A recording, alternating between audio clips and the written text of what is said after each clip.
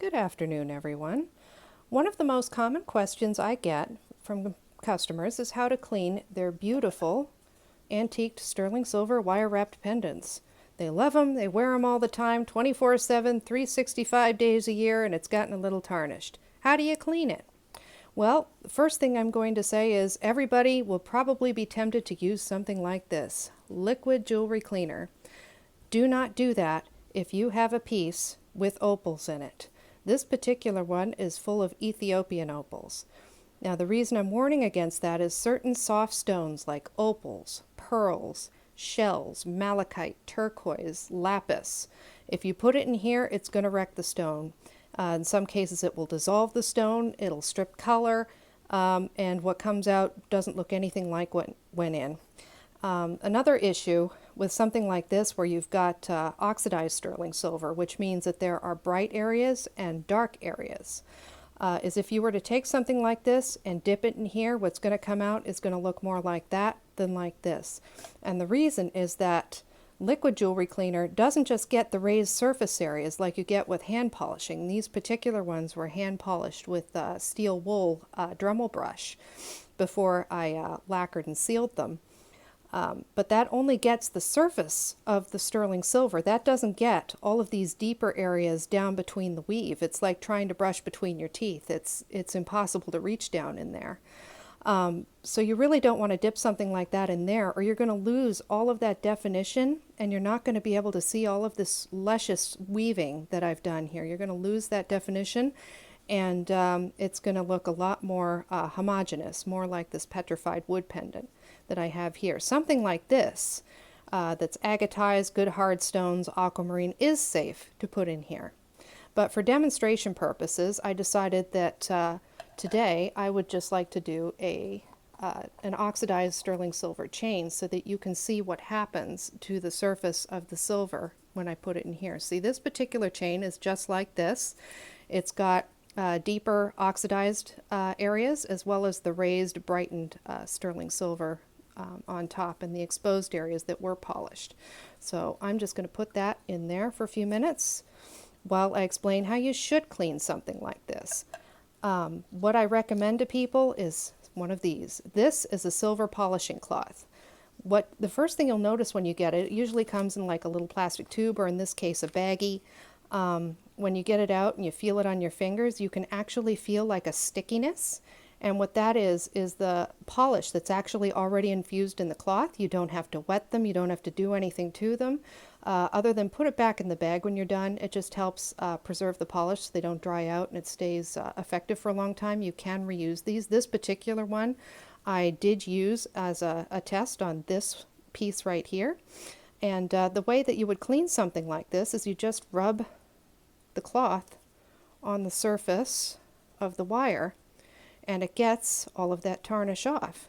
That's the best way to clean something that's got stones that could be wrecked by a liquid cleaner. You just do it on the wire and not on the stone, so the stones are protected from the polish. So you see what's happening. The yellow tarnish is coming off and all of this is turning black on the cloth. So I would highly recommend one of these and steer clear of something like that. Now here's what happened to this chain while it was sitting in there. You see that it's gotten all light? I'm actually going to move those over there because I don't want to get cleaner on them. See that? How it's really bright on one end and darkened on the other? We've lost all of that black now. So everything that was deep down inside that was helping to define the shape is now removed. So you do not want to be dipping something like this in here. You're going to lose all of those dark areas and your opals are going to dissolve. It's just not a good scene. So the other thing I wanted to show you was what would happen if you did take an unsuitable stone. In this case, this is a little blue bismuth crystal. I'm just going to scoot that over there. Sort of a beautiful indigo purpley blue color. I feel it's too small rather to turn into a pendant, so I thought it would be good for demonstration purposes here. So if you ever have like a beautiful bismuth crystal pendant that you've bought from me and you're considering cleaning it in something like this, a liquid jewelry cleaner, here's what's going to happen to it. There we go. Now, anybody who was on my Facebook page yesterday might have seen a similar video clip. I was trying this out yesterday because I wanted to see how long it would take to lose the color from that bismuth crystal. So you can see that it's in there, and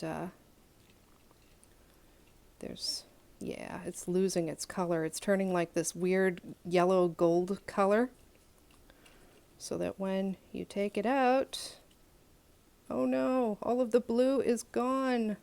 There's no blue, no purple, no green, no nothing. It's like this weird gold, brassy, yeah, that's more the cleaner than the crystal. The crystal itself is more of a silver color. Let me see if we can wipe that off and show you a little better. Yeah, see, look, this is what's left. More or less a silver bismuth crystal. Not very pretty or interesting at all. You would be totally heartbroken if you had a beautiful bismuth pendant and you tried to clean it in something like this and it came out like that. I think you would be absolutely crushed. So please do not use that on this. Use this. This is much better, so much easier, less messy. You can use it over and over. They're very inexpensive. And in fact, I will be including a free polishing cloth with every high-end pendant ordered from my website, heatherjordanj.com, while supplies last. They should last a while. But, you know, I just think that this would really help people out to have one of these so that you're not wondering how to clean one of these after you've been wearing it for months and months and you love it so much and you just wish it was like it was when you first got it. Well, now it can be, and it's so easy. So that's how you take care of business with something like that. I hope you found today's video helpful, and thanks for hanging out.